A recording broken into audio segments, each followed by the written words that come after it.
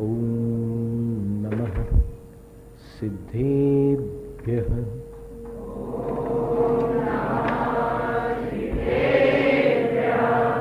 नमो अरिहन्ताणं।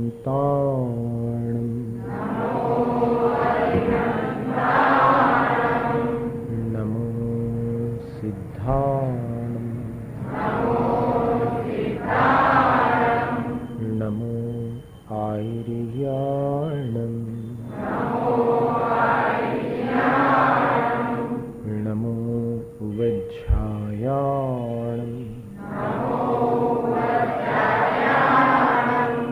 नमो लोय सव्वसाहूणं।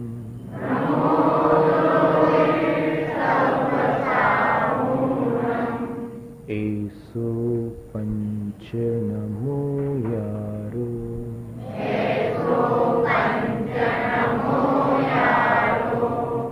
सव्व पावपणासनो।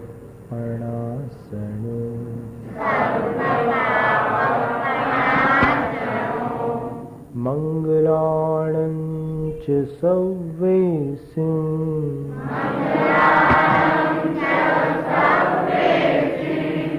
पढमं हवै मंगलम्। चत्तारि मंगलम्। अर्हन्त मंगलम्। सिद्ध मंगलम्। साहु मंगलम्। केवलिपण्णतो धम्मो मंगलम्।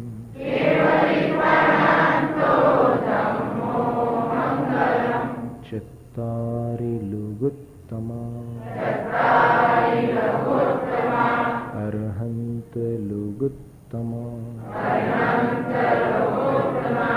सिद्ध लुगुत्तमा। साहु लुगुत्तमा। केवलिपण्णतो धम्मो लुगुत्तमा।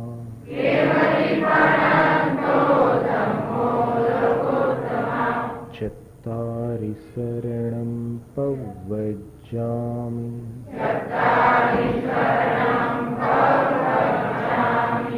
अर्हन्तु शरणं पव्वजामि।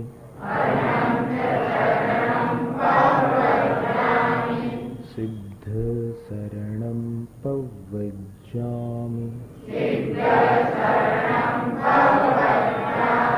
साहु शरणं पव्वजामि। केवलिपण्णतो धम्मो शरणं पव्वजामि।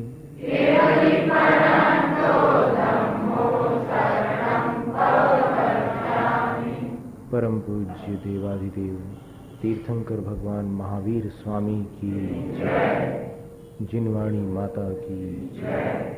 आचार्य गुरु श्री विद्यासागर महाराज की जय।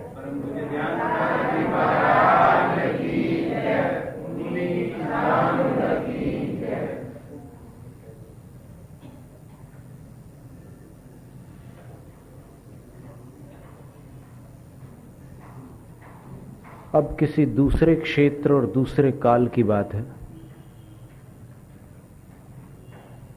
वो जो घटना चल रही थी अकृत पुण्य की,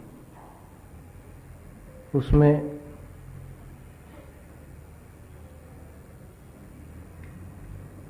खीर बनने की तैयारी आपने सुनी।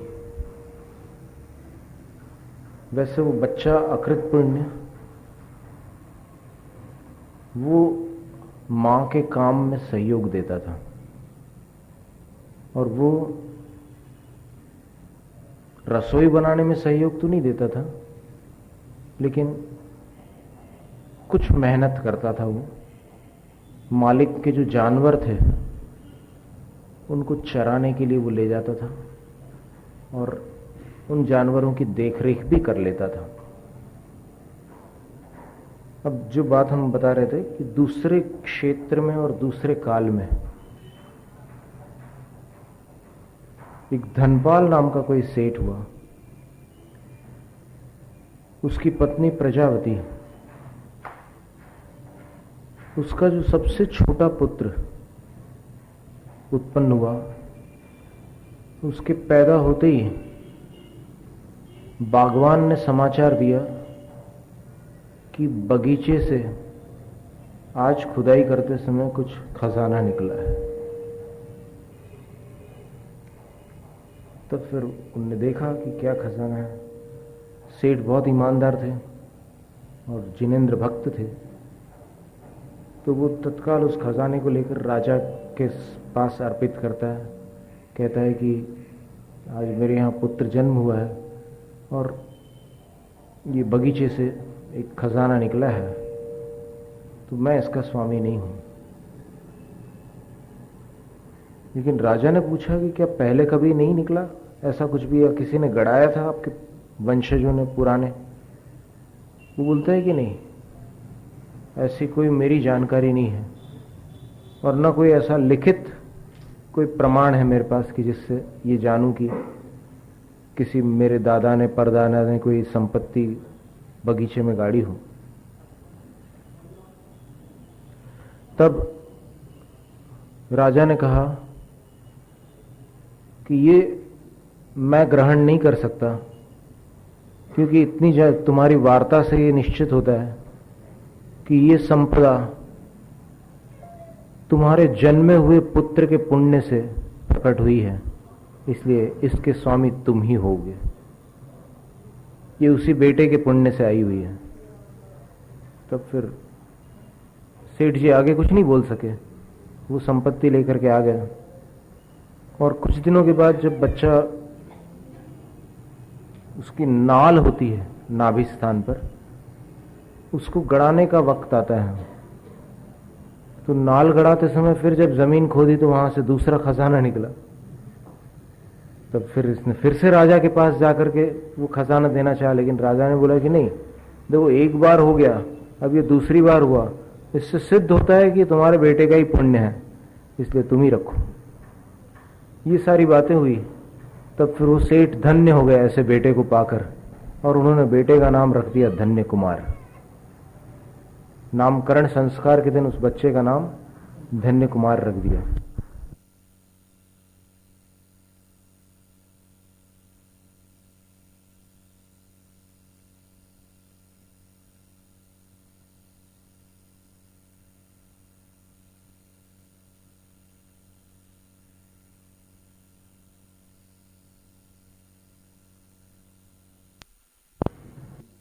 सेठानी के गर्भ से जो अंतिम पुत्र उत्पन्न हुआ, उसके पैदा होते ही बगीचे से खजाना निकला।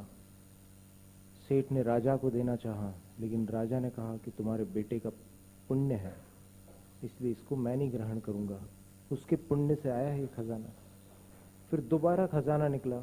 जब नाल गड़ाने का समय आया तब भी राजा ने स्वीकार नहीं किया, और फिर सेठ सेठानी को ऐसा लगा कि इस पुत्र को पाकर हम धन्य हो गए, क्योंकि कमाऊ बेटे से सब लोग खुश होते हैं। अब ये तो पैदा होते ही साथ संपत्ति लेकर आया, तो बड़ी खुशी हुई, और अपने आप को धन्य मानते हुए उस बच्चे का नाम धन्य कुमार रख दिया। अब सबसे ज्यादा लाडला था वो माँ बाप का, और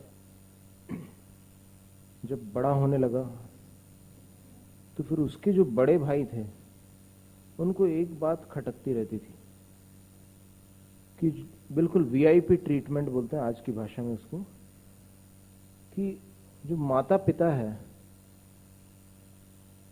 इसके प्रति पक्षपात रखते हैं, और हम लोग ऐसे ही साधारण रहते हैं, बिल्कुल जनरल लोग, बिल्कुल पब्लिक के समान, और ये बिल्कुल वीआईपी जैसा सब ठाठ प्राप्त करता है। मिठाइयां भी इसको खाने मिलती है, और जो जो बढ़िया से बढ़िया चीजें हैं वो सब इसके लिए।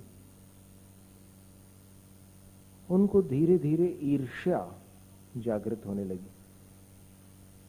ईर्ष्या होती है जब अपने को कुछ न मिले और किसी और को मिल जाए, तो फिर सहज मान कषाय के कारण ईर्ष्या पैदा हो जाती है। ईर्ष्या का मतलब जलन। देख दूसरों की बढ़ती को कभी न ईर्ष्या भाव धरो, ये तो मेरी भावना में लिखा है। तो उनके अंदर ईर्ष्या बढ़ती गई। दिन प्रतिदिन कुछ न कुछ ऐसा हो जाता था कि उनको बेचैनी हो जाती थी। खैर समय निकल गया, बहुत दिन बीत गए, वो बड़े हो गए, उनकी शादियां हो गई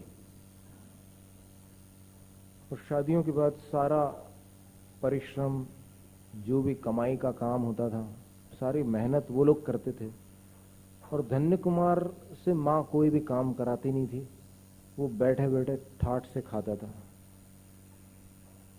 फिर एक बार एक बड़े भाई की पत्नी बोली कि ये जो देवर है हमारा, ये तो कुछ करते नहीं और फिर आप लोग सारी मेहनत करते हैं।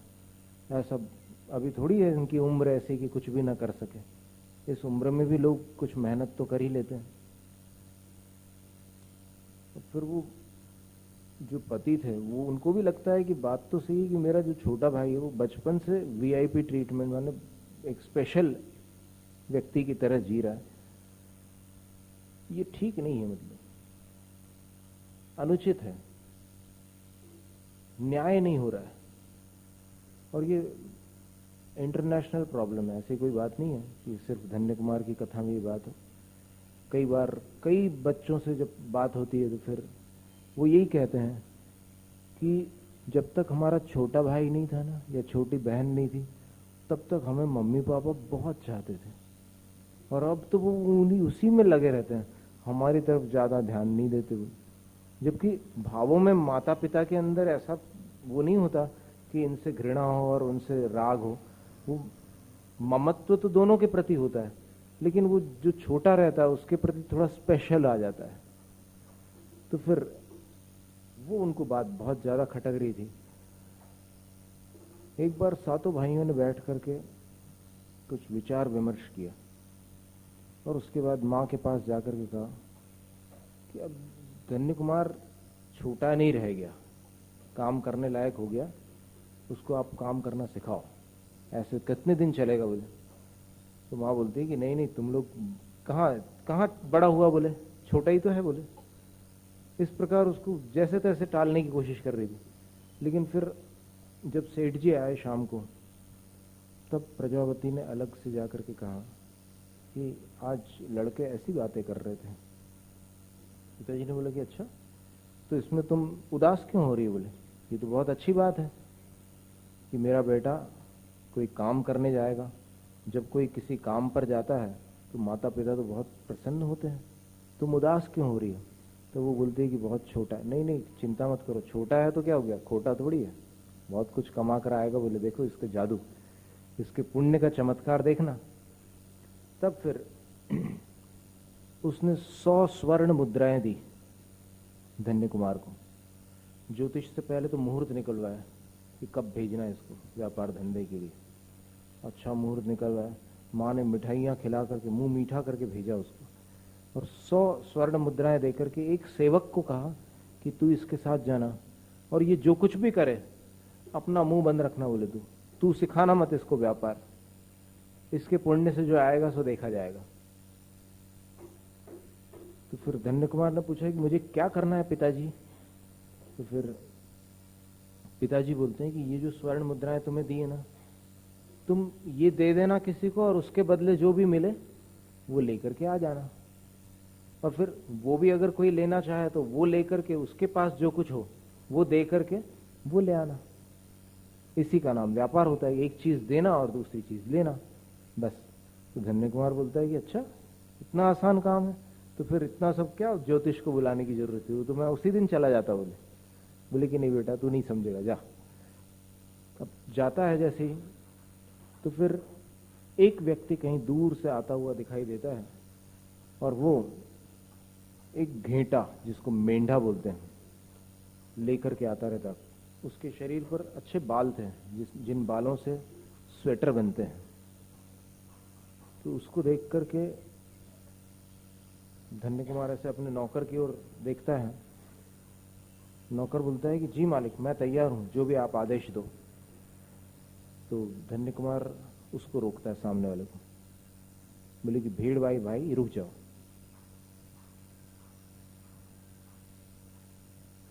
ये भेड़ मुझे दोगे? वो बोलता है कि मैं जा ही रहा हूं बाजार में, इसको बेचने के लिए जा रहा हूं, तुम क्या दोगे? वो धन्य कुमार बिल्कुल भोला भाला, कभी उसने व्यापार धंधे की चालाकियां नहीं सीखी, लेकिन उसने क्या किया कि तुरंत अपने वो 100 स्वर्ण मुद्राएं निकाल करके उसके हाथ में दे दी। अब वो जो नौकर था ऐसे करके खड़ा हो जाता है, ये क्या कर दिया मालिक ने। माने एक भेड़ के लिए इसने 100 स्वर्ण मुद्राएं दे दी उसको। अब वो इनके पैर छू करके, वो जो भेड़ वाला था ना, वो धन्य कुमार के पैर छू करके वापस चला जाता। बोले कि धन्य हो गया आज तुम्हें, आज मेरा जीवन सार्थक हो गया, अब मुझे कुछ भी करने की जरूरत नहीं। चला जाता है। और वो स्वर्ण मुद्राएं उन्होंने उसी कलश में से निकाल करके दी थी जो धन्य कुमार के जन्म के समय बगीचे से निकली थी। तब फिर पिताजी ने यह भी बोला था नौकर से कि जब मेरे बेटे को भूख लगे तो फिर तुम घर ले आना, बोले, फिर आगे व्यापार मत करने देना, बोले। नौकर को ख्याल में था, लेकिन अभी कोई ऐसा संकेत नहीं मिल रहा था कि भूख लग रही है। तो आगे और बढ़ता है। तो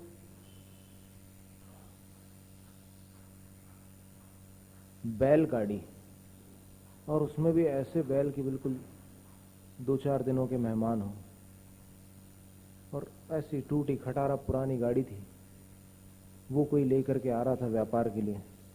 और फिर ये जो भेड़ था वो बहुत ही पुष्ट, तंदुरुस्त और अच्छा भेड़ था। तब फिर धन्य कुमार को लगा कि चलो इसकी अदला बदली की जाए, व्यापार किया जाए। गाड़ी वाले को रोकता है, पूछता है कि क्यों गाड़ी वाले भाई, आप ये गाड़ी मुझे दोगे? तब वो सोचता है कि ये अच्छा कोई धनी दिखाई देता है, ठीक है ये लेने को तैयार है, तो फिर देने में क्या तकलीफ है, वैसे भी मैं बेचने जा रहा था बाजार का दिन। तब उसने बोला कि क्या दोगे तुम? मैं देने को तैयार हूं। तब धन्य कुमार बोलता है कि मेरे पास ये भेड़ है, इसके बदले दोगे? तब वो सोचता है कि हाँ, अच्छा भोला ग्राहक मिला, बोले तो चलो। तुरंत सौदा तैयार हो पट जाता है और फिर अदला बदली हो जाती है। वो नौकर फिर सोचता है कि देखो मालिक ने 100 स्वर्ण मुद्राएं तो पानी में निकाल दी, और अब जो कुछ मिला था वो भी गंवा करके ऐसे बैल और ये ले आया कि अब तो इससे क्या मिलने वाला है, क्या होने वाला है। बिल्कुल बूढ़े बैल थे, और फिर दुबले पतले, हड्डी पसली दिख रही थी उनकी, बीमार। और वो गाड़ी भी बहुत पता नहीं किस जमाने में बनी होगी, ऐसी रद्दी गाड़ी थी वो। थोड़ी दूर आगे और चलते हैं वो, तो फिर आगे से कोई और दिखाई देता है उनको। धन्य कुमार सोचता है कि चलो इसके साथ भी व्यापार करें। अब वो क्या था कि एक बहुत पुराना पलंग, जिसमें जंग काठ बोलते हैं ना आप गुजराती में, पूरे जंग वाला एक पलंग लेकर के चला आ रहा था। उसके बीच में कोई तंतु वगैरह कुछ भी नहीं थे, सिर्फ उसका फ्रेम पलंग का लेकर के आ रहा था।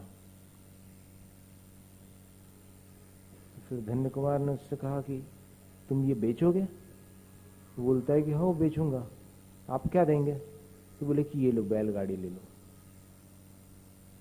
और फिर वो तुरंत तैयार हो जाता है कि चलो कम से कम बैलगाड़ी इससे तो बेहतर है।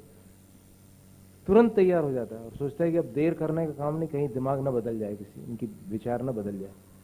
तुरंत वो पलंग दे देता। फिर वो नौकर सोचता है कि चलो सब पैसे तो पानी में चले गए, अब इनसे पूछा जाए कि भूख लग रही कि नहीं। पूछता है तो फिर धन्य कुमार बोलता है कि हाँ लग रही भूख तो बोले कि चलिए अब घर चलो, व्यापार हो गया ना?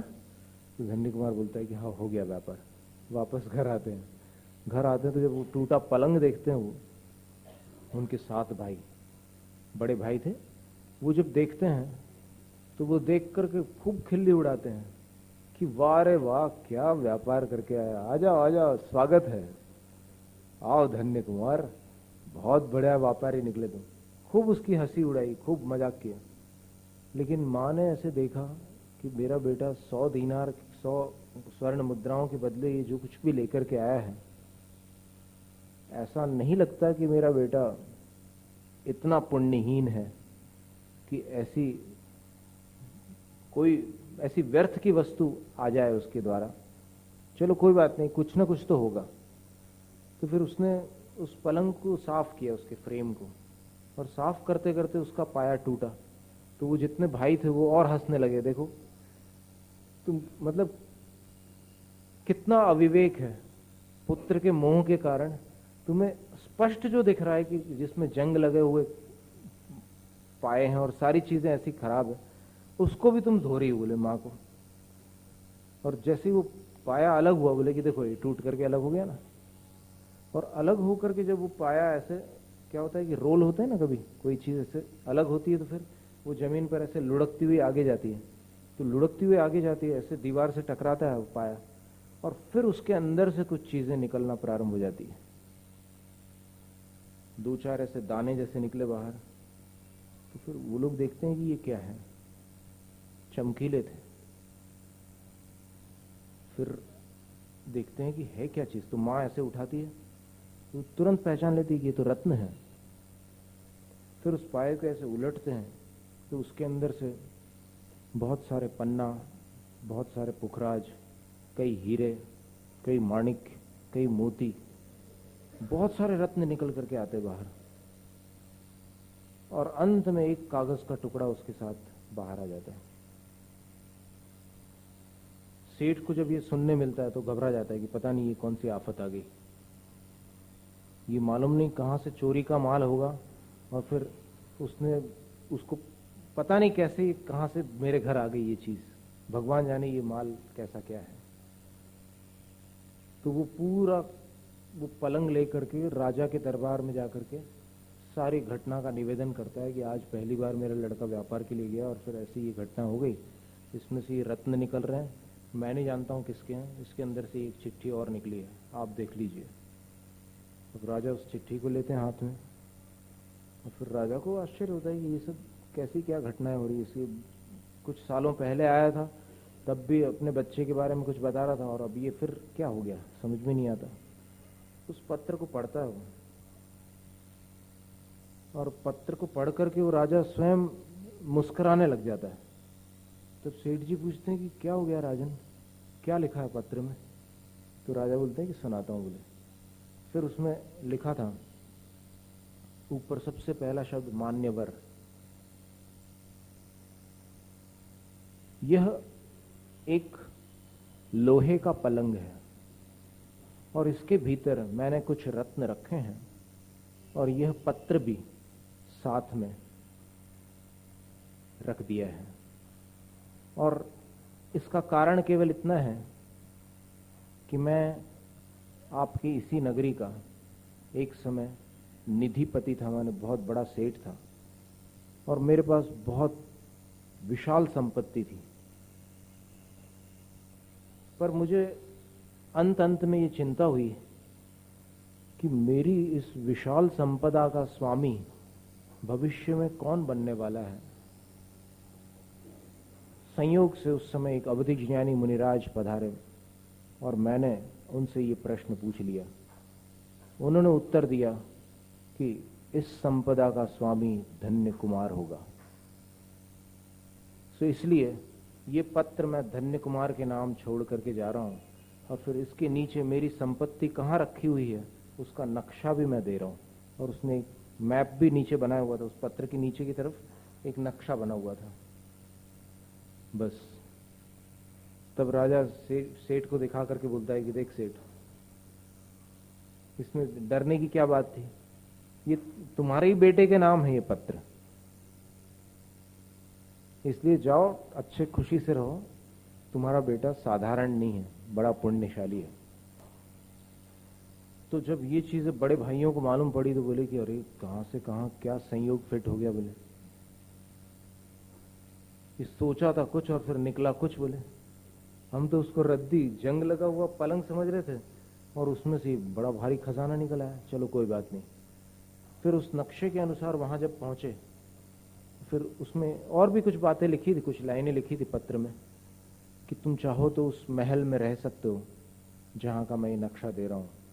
और फिर वो गए वहाँ पर तो पता चला कि एक बहुत पुराना महल है और वहाँ जाकर के फिर परिवार को सबको पसंद आ गया कि भाई ये अपने उस घर से तो बहुत बेहतर है, भले पुराना हो लेकिन इसको अगर साफ सफाई कर दी जाए तो फिर बहुत सुंदर महल है ये, इसमें अपन रहें तो ज़्यादा बेहतर होगा।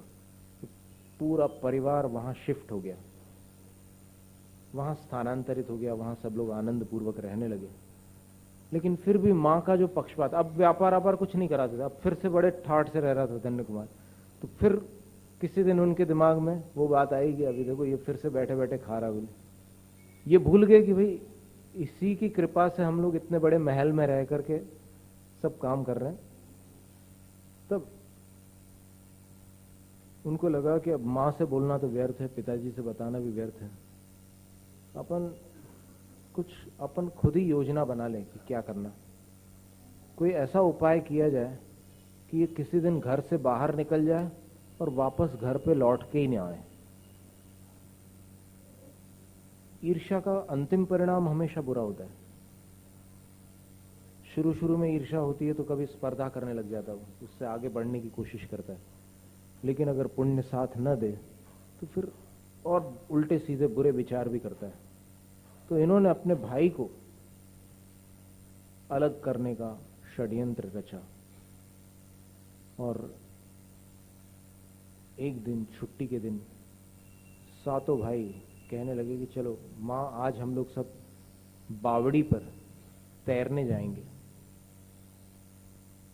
एक बावड़ी बाहर थी, नगर के बाहर थी, वहां हम तैरने जाना चाहते हैं, इसलिए आप इसको अपने पास रखना। बोले धन्य कुमार ये ना आ जाए बीच में हमारे साथ, ये छोटा है ना, ये छोटा है इसलिए इसको अपने पास रखो, हम जा रहे हैं। अब धन्य कुमार ऐसे माँ की तरफ देख करके बोलता है कि माँ मेरे को भी जाना है। फिर माँ उनसे बोलती है भाइयों से कि जब तुम लोग खेलने जा रहे हो तो छोटा तो खेल सकता है, उसमें क्या बात है, इसको भी ले जाओ साथ में।